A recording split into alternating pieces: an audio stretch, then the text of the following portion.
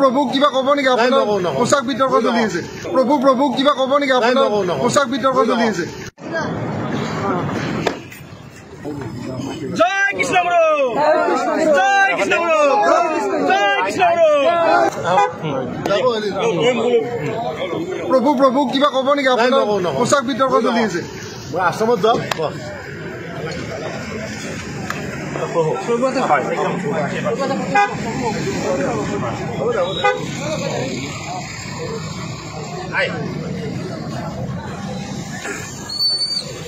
কৃতিত্ব অকল অসমতে নহয় ভাৰতবৰ্ষত নহয় বিদেশতো তেখেতৰ শিষ্য ভক্ত তেখেতৰ আছে আৰু ই আমাৰ কাৰণে বিতৰ্ক নহয় এইটো অসমৰ কাৰণে গুৰু আমাৰ অসমৰ কাৰণে গৌৰৱ আৰু গুৰু আমাৰ অসমৰ কাৰণে আমাৰ এক অমূল্য সম্পদ এই সম্পদক কেনেকৈ আমি আগুৱাই লৈ যাব লাগে সেই কথা আমাৰ অসমীয়া সমাজে অসমীয়া ৰাইজে অসমৰ কৰ্মীসকলে সকলোৱে এই কথা আমি জানো আৰু সেইকাৰণে প্ৰভুক আমি অনুৰোধ জনাইছিলোঁ যে আমাক এক মিনিটৰ কাৰণে হ'লেও এক সাক্ষাৎ দিব লাগে আৰু সকলোখিনি কংগ্ৰেছ কৰ্মী আমাৰ মাজত আছে তেখেতসকলে আমাক এক মিনিটৰ কাৰণে সাক্ষাৎ দিলে আমি সঁচাকৈ খুব আনন্দিত আৰু সুখী হৈছোঁ তেওঁ কি ক'লে আপোনালোকক প্ৰভুৱে আশীৰ্বাদ দিছে আৰু তেখেতৰ অকল আধ্যাত্মিকে নহয় এখন আন্তঃৰাষ্ট্ৰীয় পৰ্যায়ৰ বিশ্ববিদ্যালয় আছে বিভিন্ন অনুষ্ঠানৰ লগত তেখেতে জড়িত দেশ বিদেশৰ ভক্তসকল তেখেতৰ আছে তেখেতৰ ভাৱৰ আদান প্ৰদান হ'ব লাগে আৰু আমি ভাবিছোঁ তেখেতৰ যি ভক্তিৰ মহিমাই আমাৰ যি কৃষ্ণগুৰুৰ আমাৰ যিসকল আমাৰ পৰম ভক্ত আছে সেই ভক্তসকলৰ প্ৰেমৰ বাণীৰে যাতে আগন্তুক দিনত অসমৰ মংগলময় হয় তাৰে তেখেতে কামনাও কৰিছে আৰু আমিও খুব সুখী অনুভৱ কৰিছোঁ এই আশীৰ্বাদ দিয়া বুলি ক'লে আপুনি 26ৰ কাৰণে কিবা ভাল খবৰ আহিব এইটো নিৰ্বাচন কেন্দ্ৰিক নহয় আপোনালোকে ভুল নুবুজিব কিয় আমি নিৰ্বাচনৰ কাৰণে ইয়াতে তেখেতৰ আশীৰ্বাদ ল'বলৈ অহা নাই তেখেত প্ৰথম কথাটোৱে মই কৈছোঁ যে বিতৰ্ক নহয় গুৰু আমাৰ কাৰণে এক সম্পদ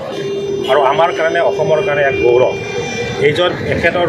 এনেকুৱা গুৰু যদি বাহিৰত আজি ৱেষ্ট বেংগলত থাকিলেহেঁতেন ৱেষ্ট বেংগলৰ মানুহে আৰু বেছি আদৰি ল'লেহেঁতেন আৰু আমি সেইকাৰণে অসমীয়া সমাজক অসমীয়া ৰাইজক অনুৰোধ জনাইছোঁ যে সকলোৱে প্ৰভুৰ আদৰ্শৰে কোনোবাই ধৰ্মত থাকিব পাৰে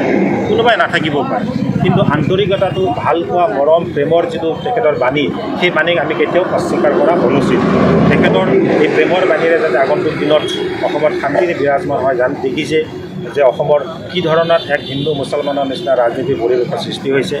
এইবিলাক অপায় অমংগল দূৰ হৈ সমাজখনক সুৰক্ষিতৰ পৰা আঁতৰাই ৰাখি সমাজখনক বৰ্ধিতভাৱে আগুৱাই লৈ যাওক ভগৱানৰ ওচৰত প্ৰাৰ্থনা জনাইছোঁ কৃষ্ণগুৰুৰ ওচৰত প্ৰাৰ্থনা জনাইছোঁ শংকৰদেৱৰ ওচৰত প্ৰাৰ্থনা জনাইছোঁ কৃষ্ণৰ ওচৰত প্ৰাৰ্থনা জনাইছোঁ সকলোৰে ওচৰত সেৱা জনাই আমাৰ আজি অনুষ্ঠান আদি কৰিছোঁ আজি দেখিবলৈ পাব যে বিমানবন্দৰত হেজাৰ হেজাৰ মানুহ তেখেতক আগুৱাই নিবলৈ গতিকে যিসমূহ বিতৰ্ক আছে বিতৰ্কৰ অৱসান ঘটাই সকলোৱে তেখেতক এই পৰিৱেশটো অনুভৱ কি বাৰ্তা কি ডেফিনেটলি মই সেইটোৱে কৈছোঁ যে প্ৰভুৰ কাৰণে বিতৰ্কৰ সৃষ্টি হ'ব নালাগে সমাজ এখনত তেখেতৰ যি বাণী সমাজ এখনত তেখেতৰ যি আধ্যাত্মিকতা সমাজখনক তেখেতে সুচাৰুৰূপে পৰিচালনা কৰাৰ কাৰণে যিধৰণে আগবঢ়াই লৈ গৈছে সমাজখনত তেখেতৰ শৈক্ষিক ক্ষেত্ৰত ল'ৰা ছোৱালীৰ ক্ষেত্ৰত হওক বা আধ্যাত্মিক ক্ষেত্ৰত হওক সকলো দিশতে তেখেতৰ যি অৱদান সেই অৱদান আমি সঁচাকৈ স্বীকাৰ কৰিব লাগিব আৰু মই আশা ৰাখিছোঁ অনাগত দিনত অসমৰ ৰাইজে অসমৰ জনসাধাৰণে অসমীয়া যি হিচাপে যিসকল পৰিচয় আছে সকলোৱে তেখেতক আদৰি কোনোবাই ধৰ্মত থাকক কোনোবাই নাথাকক সকলোৱে মংগল তেখেতে কামনা কৰে আমিও বিচাৰিছোঁ যে যি ধৰ্মতে নাথাকক আমি সন্মান প্ৰতি ধৰ্মক আমি সন্মান জনোৱাটো আমাৰ কাৰণে উচিত